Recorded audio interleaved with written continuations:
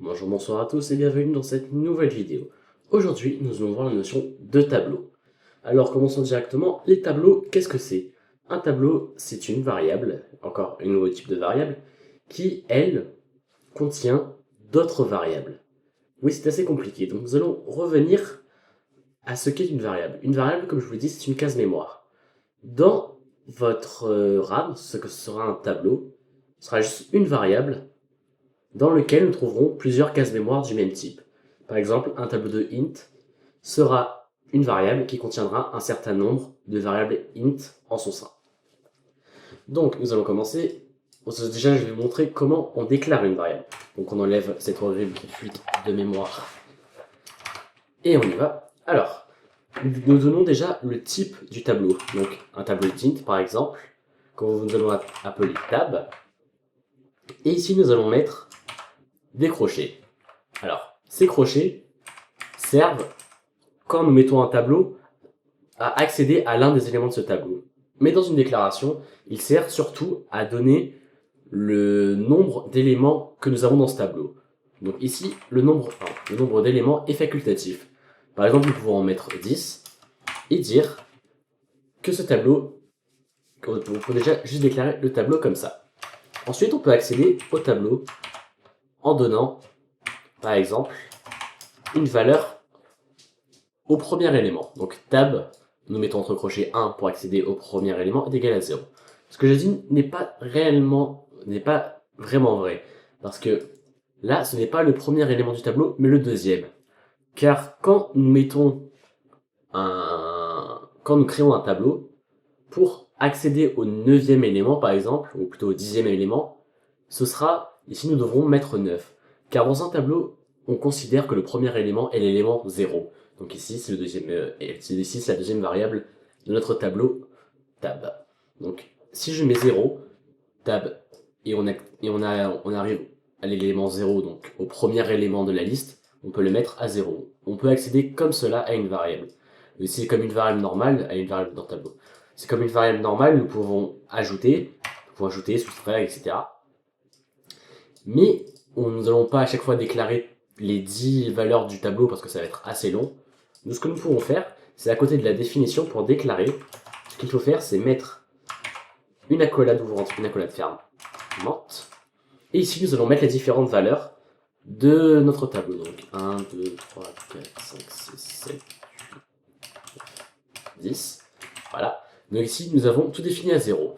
Mais pour aller plus vite, ce que nous pouvons faire, c'est juste mettre 0. Vu que nous définissons le premier élément comme 0, notre compilateur comprendra que les 9 autres éléments devront être égaux à 0. Voilà. Ceci est quand même une bonne aide. Mais pour aller plus loin, nous pouvons aussi remarquer que nous ne sommes pas obligés de mettre le nombre d'éléments entre les crochets ici. Ici, le compilateur comprendra que nous définissons un tableau avec un élément car nous avons défini qu'un élément. Imaginons si nous avions mis 15 987, et bien ici il aurait su qu'il y avait deux éléments. Ici il y en aurait 4, et etc. Donc voilà, ce n'est pas plus compliqué que ça. Vous pouvez ensuite faire comme tout ce que vous voulez comme une variable. Donc soit l'afficher, prendre son adresse mémoire, ajouter des nombres, faire tout ce que vous voulez. Normalement, vous n'auriez pas de problème. Je tiens juste à vous faire remarquer que si vous faites afficher tab, normalement, si je ne dis pas de bêtises, vous avez une adresse mémoire. Ce qui est bizarre car tab, ce n'est pas un pointeur. En fait, un tableau, c'est un pointeur. Un tableau, c'est un pointeur qui pointe vers plusieurs variables, mais à la base vers une première variable. C'est peut-être assez abstrait, je ne sais pas si je ferai peut-être un petit schéma pour vous montrer, mais un tableau, c'est un pointeur qui pointe vers une multitude de variables. À son état de base, donc à tab ici, donc si je marque juste tab, c'est un pointeur qui pointe vers le premier élément du tableau, donc l'élément 0. Pour accéder au deuxième élément, comme je vous l'ai dit, nous pouvons mettre tab 1. Mais en tant que pointeur, nous pouvons mettre tab plus 1. Alors c'est peut-être assez bizarre de le montrer comme ça, mais imaginez que vu que c'est un tableau, que dans votre mémoire, toutes vos variables se suivent. Et donc si on ajoute 1 à l'adresse mémoire, nous arrivons donc à l'adresse mémoire qui suit. Et alors au deuxième, ici, au deuxième élément du tableau. Si nous mettons plus 2, nous arrivons au troisième élément du tableau. C'est comme ça que nous comprenons pourquoi le tab, ici, commence à 0. Parce que là, vous pouvez vous imaginer que c'est le nombre que vous devez ajouter à tab. Donc c'est pas vraiment ça, mais pour se souvenir, ce qui est quelque chose d'assez... un truc mnémotechnique, c'est que ici, tab, c'est le pointeur qui pointe vers le premier élément du tableau. Donc on doit lui ajouter 0 pour arriver à notre élément, à l'élément que nous voulons. Voilà, donc vous venez de voir que un tableau, c'est comme un pointeur. Je peux vous le prouver tout de suite. Par exemple, si je fais tab plus 1, comme nous avions fait précédemment, ici nous avons une adresse mémoire, et si nous faisons la valeur de tab plus 1 est égale à 5, et bien nous pouvons afficher, imaginons, tab 1, je vais y arriver, tab 1, voilà. Donc maintenant, normalement, nous aurons, voilà, ça nous affiche 5. Vous pouvez voir que un tableau, ce n'est rien de plus qu'un pointeur, sauf que ce pointeur, ici, que ce pointeur-ci, a une particularité, c'est que vu qu'il pointe vers un tableau, vers une multitude, un ensemble de variables, nous avons juste à ajouter un certain nombre pour accéder aux différentes parties de ce tableau, aux différents éléments de ce tableau. Donc si vous voulez pas vous prendre la tête, vous pouvez faire directement tab avec les deux crochets. Mais ici c'est la version la plus proche de la réalité. Mais là, c'est sûr, c'est beaucoup plus simple. Nous avons quand même un petit problème quand nous utilisons ce tableau. Parce qu'il est très bien, tout ça, mais ce n'est pas, comme on dit, un tableau pas dynamique. Mais ici, je ne peux pas mettre, par exemple, si je voulais que le tableau aurait autant d'éléments que la valeur num. Si je mets ça, on va me sortir une erreur. On va me dire, l'expression doit avoir une valeur constante. Donc je ne sais plus si je vous en ai déjà parlé des constantes, donc c'est pas grave, c'est pas une notion très importante. Constante, c'est juste un mot-clé qui dit que la variable n'a pas le droit d'être touchée. Ça veut dire qu'on lui donne une valeur et c'est tout, elle ne bouge plus. Voilà, donc ici nous n'avons le droit que de mettre des valeurs constantes. Imaginons que je mette un 10, c'est une valeur constante car ici dans le code le 10 ne changera pas. Imaginons si j'avais mis mon numL en constante, j'aurais pu faire numL ici. Ici je n'ai pas d'erreur. NumL, vu que c'est une constante, la valeur 50 ne bougera jamais.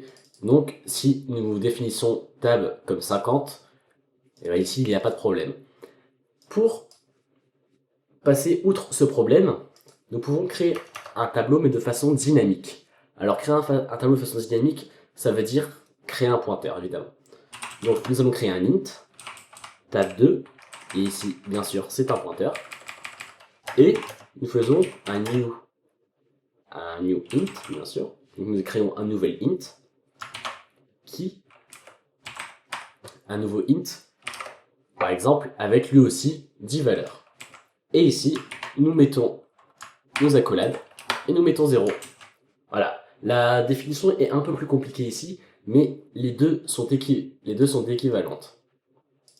Parce que ici nous créons un pointeur, ici nous créons un pointeur, un tableau de pointeur, et ici on dit que ce tableau pointe vers un nouveau tableau qui a 10 variables en lui. Voilà. Et donc, s'il pointe vers ce tableau, il pointera vers le premier élément. Et ici, on dit, nous avons un pointeur, donc le pointeur tab, qui pointe vers un nouveau tableau, qui aura numL élément, donc 50, et qui, lui, aussi, pointera vers ce premier élément, le premier élément de ce nouveau tableau. Sauf qu'ici, nous aurons une plus grande liberté, par exemple, parce qu'ici, nous pourrons mettre num au lieu de numL. Ça peut être anodin pour vous, mais ça pourra nous servir par la suite, au lieu de si, par exemple, nous aurons besoin d'utiliser des compteurs, dans certains cas, des compteurs qui changeront au fil du temps, et les tableaux changeront eux aussi au fil du temps. Mais voilà, donc les tableaux comme ça nous seront très utiles. Mais le problème, c'est que qui dit allocation dynamique dit probabilité de fuite des mémoires si c'est mal codé. Donc ce qui veut dire à chaque fois que nous créerons encore un tableau comme celui-ci, nous devrons le détruire. Mais cette fois-ci, ce n'est plus comme avant. Parce que avant, nous pouvions juste marquer delete, par exemple tab 2 si ce n'était pas un tableau, et ben ça aurait détruit la case mémoire. Mais là, vu qu'il pointe vers un tableau, nous devons mettre delete, décrocher et tab 2. Et là, notre tableau tab 2 est bien détruit. Ici, nous n'avons plus de problème. Remarquez aussi que nous pouvons faire delete tab 2 et par exemple détruire le 5e élément. Oui, donc oui. Hop là. Si nous mettons entre parenthèses. Voilà. Ensuite, nous pouvons aussi faire tab 2 plus 5, donc le 6e élément. Et donc, ça détruira le 6e élément. Voilà. Ici, vous avez les bases pour un tableau à une dimension, l'allocation dynamique avec un tableau en passant par un pointeur, ce qui est en fait la même chose. Maintenant, nous allons voir comment nous allons faire un tableau à 2 dimensions. Alors, un tableau à 2 dimensions, c'est un peu plus compliqué. Un tableau à 2 dimensions, donc déjà, il a besoin, dans la dernière dimension, qu'on lui donne un nombre, donc on va mettre 10 par exemple. Un tableau à 2 dimensions, donc je vais mettre 5 là, c'est un tableau comme avant, donc une variable, donc un pointeur qui pointe sur une variable, mais un peu plus compliqué. Imaginez ici que nous avons un tableau qui à chaque fois a 10 variables int, donc imaginez des lignes de 10 cases, imaginez une ligne de 10 cases, et là nous disons qu'il y en a 5. Donc ça veut dire que nous avons 5 lignes de 10 cases. Donc nous avons, là ça fait beaucoup de variables, ça fait 50 variables, quand même, ça fait pas mal. Oui, voilà, donc essayez de vous visualiser un tableau comme celui-ci. Donc vous avez, comme tout à l'heure, un tableau à 10 dimensions, à 10 cases, à 10 variables int, plus 5 lignes, donc en fait, c'est 5 tableaux de 10 cases. Imaginez, ouais, 5 tableaux de 10 cases. Et ici, pour définir ça, ça va être un peu plus compliqué, parce que nous avons les crochets, qui sont encore ici. Mais en plus, pour chaque tableau, donc pour chaque tableau qui sont de 10 cases, nous devrons mettre une accolade avec une virgule encore. Donc ça veut dire, imaginons que nous mettons 0 ici, encore une accolade 0, une accolade 0, une accolade 0, une accolade, et une accolade 0. Voilà, ici nous avons défini nos 5 grands tableaux qui ont chacun 10 cases, qui sont toutes définies ici à 0. Voilà, ce n'est pas plus compliqué que ça. Et pour y accéder, nous pouvons toujours aussi nous pouvons toujours faire comme ceci, tab, et entrer manuellement nos coordonnées. Donc imaginons le deuxième tableau à sa 6e case sera égal à 20 par exemple. Voilà, ceci marche très bien. Nous pouvons aussi passer encore par un pointeur. Mais ici, ça va être un peu plus compliqué. Donc, je vais essayer d'être le plus clair possible. Je vais essayer aussi de faire un petit schéma pour que vous compreniez. Mais si vous ne saisissez pas vraiment tout ça, pour l'instant, ce n'est pas vraiment grave parce que c'est une notion moi, avec qui j'ai eu un peu de mal au début. Mais en cherchant, vous arriverez à vous mettre tout ça en tête. Donc, on commence. On va créer un int, un pointeur de int, qui, on va dire, tab2, qui lui sera égal à un nouveau tableau de int pointeur. Voilà. Qui lui, avec, imaginons, 5 lignes. Alors, nous allons repartir depuis le début. Ah oui, donc, ça va être un tableau... qu'est-ce que je dis? Je dis n'importe quoi. Ah non, oui. C'est un tableau, donc un double pointeur. Oula, ça va être compliqué. À tout vous expliquer. Alors, un double pointeur, c'est un pointeur de pointeur. Voilà, c'est assez... C'est un peu plus compliqué déjà. Alors, un pointeur de pointeur, ça veut dire qu'ici, nous avons un pointeur, tab 2, qui a comme valeur l'adresse mémoire d'un pointeur de type int. C'est assez compliqué, essayez de suivre. Ensuite, nous disons que cette valeur, c'est un nouveau tableau de int pointeur, ce qui veut dire un nouveau tableau d'int, donc 5 nouveaux int, qui seront eux-mêmes des pointeurs. Comme ici, comme je vous l'ai dit, nous avons 5, en gros, 5 gros tableaux, qui sont donc 5 nouveaux pointeurs. 5 tableaux comme nous avions tout à l'heure. Ici, nous avons 5 tableaux. Maintenant, nous n'avons plus qu'à faire tab 2 et dire que la valeur de tab 2, donc la valeur, comme je vous le rappelle, c'est une adresse mémoire. L'adresse mémoire d'un pointeur est égale à un new int 5. Voilà. Et ensuite, nous pouvons le faire 5 fois, comme ça. 2, 3, 4. Donc ici, on va mettre des parenthèses, plus 1. Hop là. Si nous faisons comme ça, plus 2, plus 3, et plus 4. Alors ici, nous avons, avec tout ça, nous avons les mêmes, la même chose que comme de ce que nous avions fait tout à l'heure. Sur la définition à 0, mais ça on peut l'oublier, c'est pas très important. Ici, quand nous créons un tableau à 2 dimensions, nous avons 5 pointeurs qui, eux, pointent sur des tableaux qui ont 10 cases mémoire d'int. Et on accède à ces 5 pointeurs par le pointeur principal tab.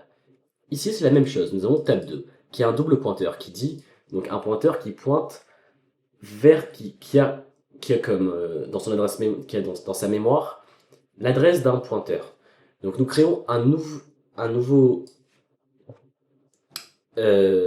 tableau de pointeurs d'entiers, qui donc sont les 5 pointeurs dont je vous ai parlé tout à l'heure. Nous avons créé les 5 pointeurs, et ensuite nous définissons 5 pointeurs. Nous disons que tab2 est égal à new int. Nous disons que tab2 plus 1, donc le deuxième, donc déjà la valeur, que tab2 plus 1 est égal à un new int plus 5. N'oubliez pas de mettre la valeur parce que ici nous voulons accéder à l'adresse mémoire des deuxièmes pointeurs. Donc prendre les pointeurs comme je vous avais dit qui sont là tout à l'heure. Donc si on prend ces pointeurs qui sont là, il nous faut bien la valeur de tab int plus 0, plus 1, plus 2, plus 3, plus 4. Et ensuite nous disons, donc c'est comme si nous écrivions un pointeur quelconque qui est égal à un nouvel, qui pointe vers un nouveau tableau de int, qui est donc formé de 5 int. C'est un peu plus complexe, je vous l'avoue, assez dur à se mettre dans la tête, à comprendre, mais ça aussi, ça nous sera ultra utile pour la suite. Bien que c'est souvent on l'utilise pas dans tous les cas non plus, mais c'est très bien de comprendre tout ça. Et pour accéder à ce tab 2, je vais tester parce que je crois qu'on peut faire comme cela. Ouais, je crois si on fait 0 et 1 est égal à 5. Voilà. Donc ce qui est bien avec le tableau à 2 dimensions, c'est qu'on peut utiliser, comme ici, l'écriture avec les crochets. Ce qui est beaucoup plus simple, parce qu'après je vais vous montrer l'écriture avec les pointeurs. Avec la vraie écriture pointeur, c'est un peu plus compliqué. Alors comme vous voyez ici, là j'ai dit, je vais au premier tableau, donc ce tableau que nous avons défini ici, donc le tableau 0. Nous prenons la première case mémoire int, et nous lui assignons la valeur 5. Voilà, pas de problème. Maintenant, pour faire la même chose, en passant juste par les pointeurs et par les différents opérateurs de pointeurs, nous avons tab 2, donc la valeur de tab 2 qui est le pointeur tab 2, donc c'est tab 2 plus 0. Pour être plus explicite, on va mettre tab 2 plus 0. On fait tab 2 plus 0 le premier pointeur qui est celui-ci que comme tout à l'heure nous avons défini ici. Et ensuite, nous disons que cette valeur-ci, nous lui ajoutons 1. Et en prenant la valeur de tout ça, disons que la valeur de ça est égale à 5. Ces deux lignes se valent, mais les deux lignes font la même chose, mais celle-ci est un peu plus compliquée, un peu plus compliquée et moins lisible. Ici, nous disons que nous prenons la première adresse mémoire, la première valeur d'adresse mémoire qu'il a, donc ça veut dire ce tableau-là, le tableau que nous avons, c'est-à-dire le premier tab de tab 2, et ensuite, nous prenons cette valeur, donc donc la valeur, c'est bien ce pointeur, moi je me perds un peu là. Nous l'ajoutons 1, ça veut dire que nous allons dans ce tableau-là et que nous prenons la valeur 1 d'ici. Et nous prenons donc la valeur qui est ici avec l'opérateur étoile et nous lui assignons 5. Ça va beaucoup plus vite de l'écrire comme ça, je vous l'accorde. Mais c'est très bien de savoir aussi cette écriture-ci. Donc si vous n'avez pas compris cette écriture-ci, c'est pas grave. Vous avez juste à prendre celle-là. Elle est beaucoup plus simple, beaucoup plus ludique, on va dire. Et voilà. 20 minutes, ça commence à être un peu long. Donc j'espère que cette vidéo vous aura plu. Essayez de vraiment comprendre comment tout cela marche. Juste, vous pouvez faire des tableaux de autant de dimensions que vous voulez, hein, mais vous ne perdez pas, normalement on n'utilise pas plus des tableaux de 2 dimensions. Hein. Ça arrive très rarement qu'on utilise des tableaux de plus grande dimension. Donc voilà, essayez de vous amuser un peu à toucher un peu à tout ça, à les envoyer par argument, à voir comment ça se passe, dans les autres fonctions, tout ça. Franchement, amusez-vous, parce que je peux pas vraiment tout vous montrer. La plus grande expérience qu'on peut avoir avec les tableaux, c'est en bidouillant un peu avec. Et faites attention quand vous faites en allocation dynamique ici. Surtout, n'oubliez pas de le supprimer. Donc ici, il faut... Par exemple, je fais delete tab 2. Et oui, bon, alors, petite parenthèse, faites attention. Ici, je détruis bien les valeurs qui sont dans tab 2. Mais n'oubliez pas de détruire ces valeurs-ci. Donc, il faudra aussi faire delete le tableau. Oula. Tab 2 plus 1 par exemple. Parce qu'il faut aussi bien détruire les tableaux qui sont ici. Voilà, il faut bien détruire les tableaux qui sont aussi ici, parce que sinon, eux, ils seront toujours en mémoire. N'oubliez pas de détruire ces 5 tableaux. Hein. Et ensuite, vous pourrez détruire le tableau qui contient les pointeurs de int. Voilà. Donc oui, comme je vous l'ai dit, faites attention à l'allocation dynamique. Et quand vous appelez les pointeurs de cette manière, les tableaux de cette manière, faites attention parce que si par exemple vous mettez, on appelle le 20e, il va me sortir une erreur. Voilà. Exception non gérée, nanana, violation d'accès lors de la lecture de l'emplacement. Voilà. Il me dit, le problème, voilà, bon, arrêtez. Il me dit c'est que je suis arrivé à une valeur dont je n'avais pas le droit de toucher en fait. On n'a pas le droit, des fois on n'a pas le droit de toucher à la valeur parce qu'on est hors du tableau dans lequel on se trouve. Donc voilà, j'espère que cette vidéo vous a plu, que ce n'aura pas été trop confus. Je pense que j'essaierai de faire des petits schémas ou au moins vous mettre des liens pour des schémas sur internet parce que c'est assez dur de s'imaginer tout ça. Et on se retrouve pour la prochaine. Ciao.